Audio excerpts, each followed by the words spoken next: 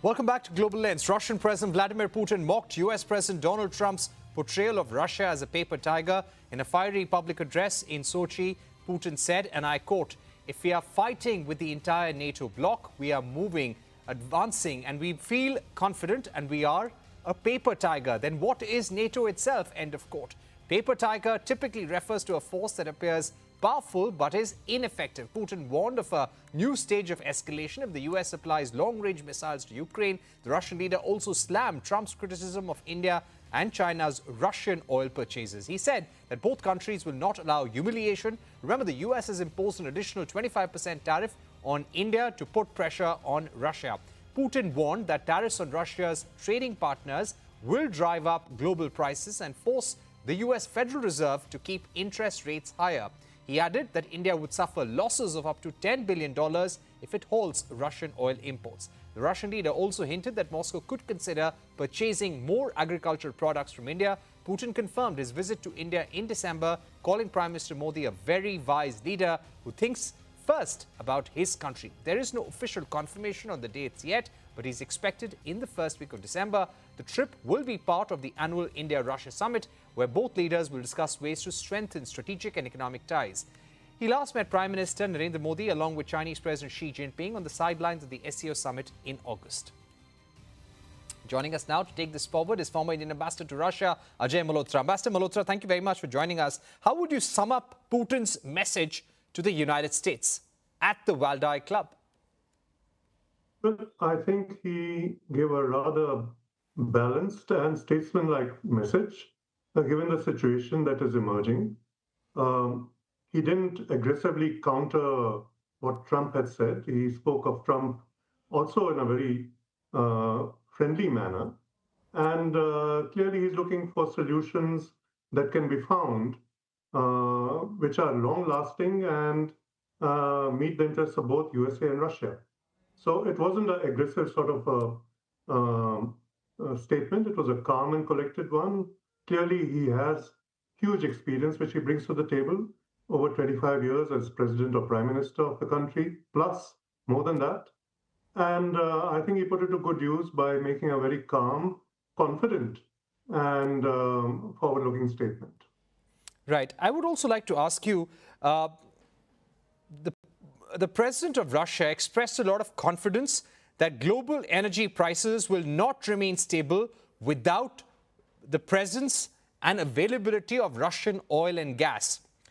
Do you think Russia's overall confidence with regard to the Ukraine war stems from this fact that Russia is playing a very important role in energy markets?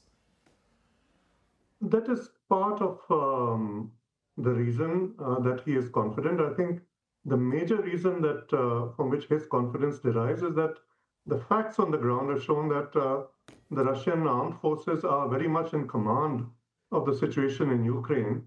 And if a green light were to be given, the collapse of the Ukrainian front is almost imminent. So, if you don't have the troops and the manpower and trained and experienced manpower to hold the line, no matter how much equipment you get, it won't make much of a difference.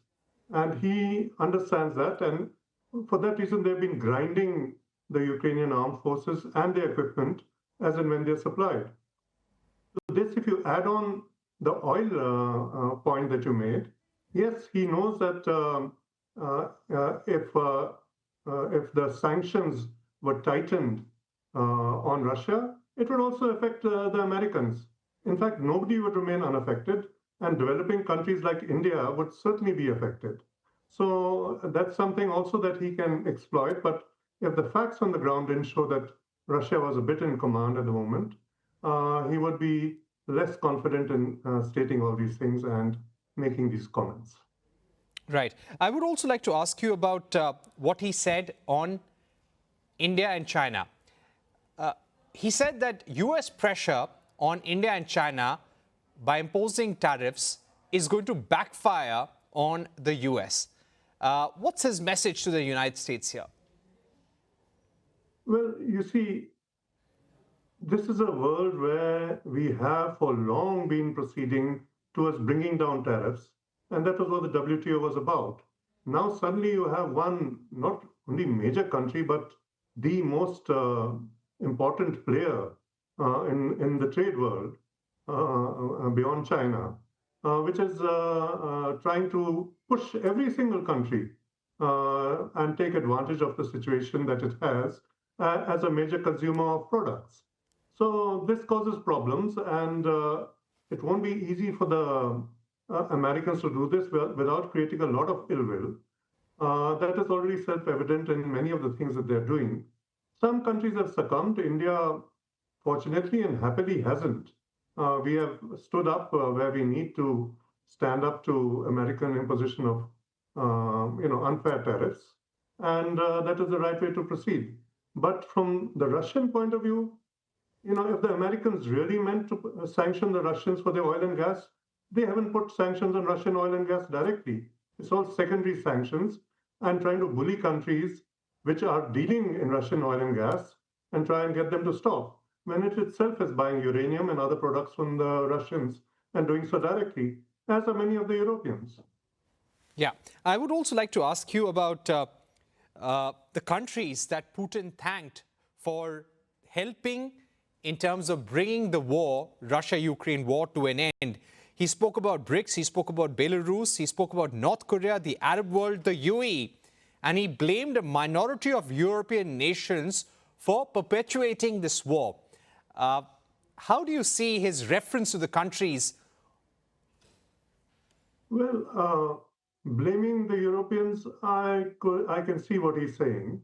The Europeans have no solution to provide at the moment, in the sense that they're not trying to find a long-term solution which meets the interests of both the West Europeans and Ukraine on one side and the Russians on the other side.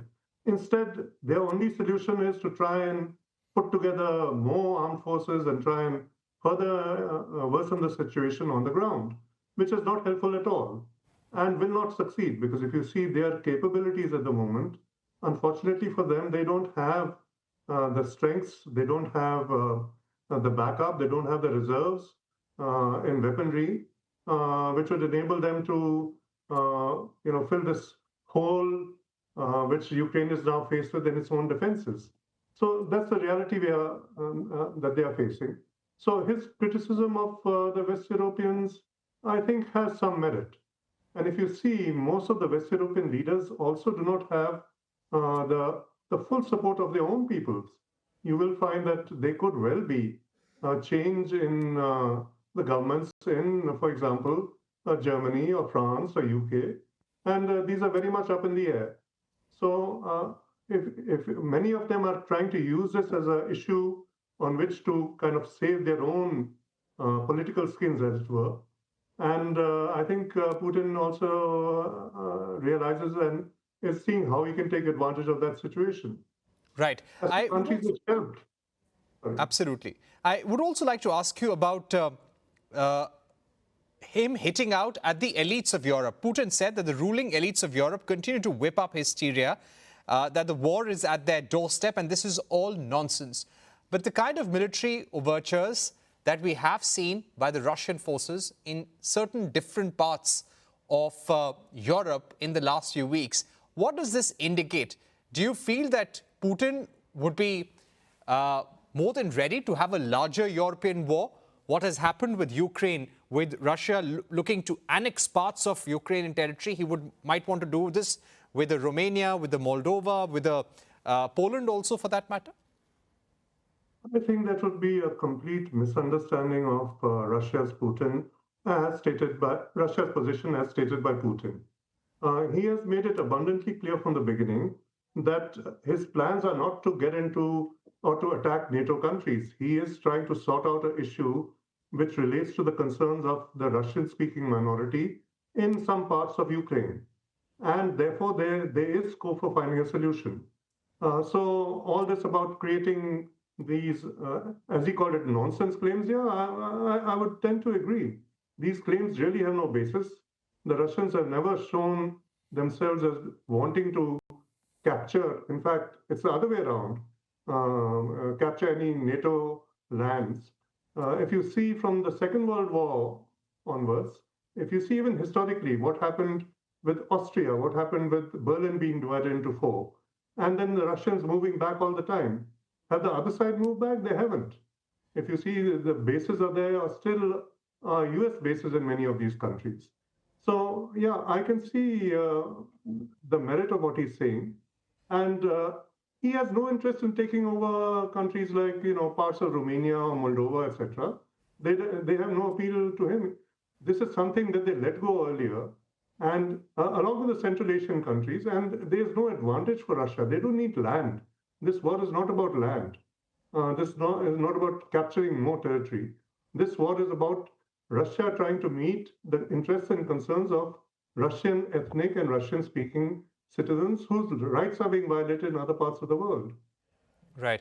I would also like to ask you, did Putin give any sense or direction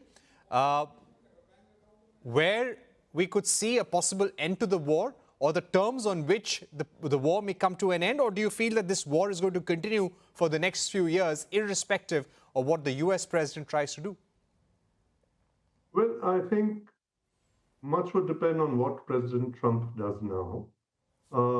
After the Alaska meeting, there had been some hope that a solution might be there on the horizon.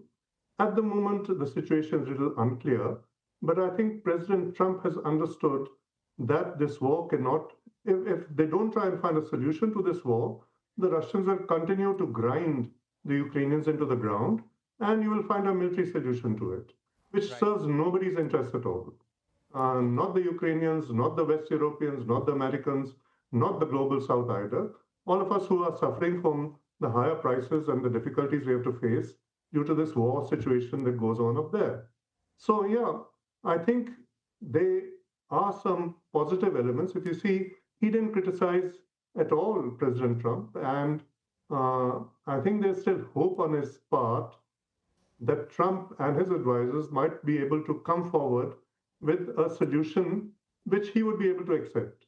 But that has to be a long-term solution. It has to be based on no NATO expansion into Ukraine. That is very clear. A red line up there is very clear. And the fact that the rights of the ethnic minorities in the areas where they live, of the Russian ethnic minorities, are maintained. So within that, you have the scope for finding a solution. If there's goodwill on either side, I don't think it will be difficult to find. The situation on the ground has now sorted out so much that it probably makes sense to look for and work out that solution now, rather than let the war continue to grind on. If not, it will continue to grind on for some more years. All right. Thank you so much, Ambassador Malhotra, for joining us with your view on what President Putin said in Sochi. With that, it's a wrap on this